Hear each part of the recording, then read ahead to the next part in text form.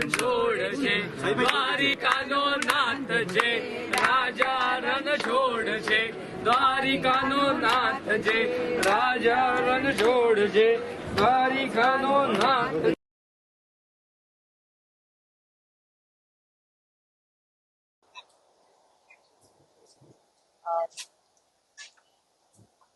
આજે મારું હૃદય એકદમ ગૌરવથી ભરી ગયું છે.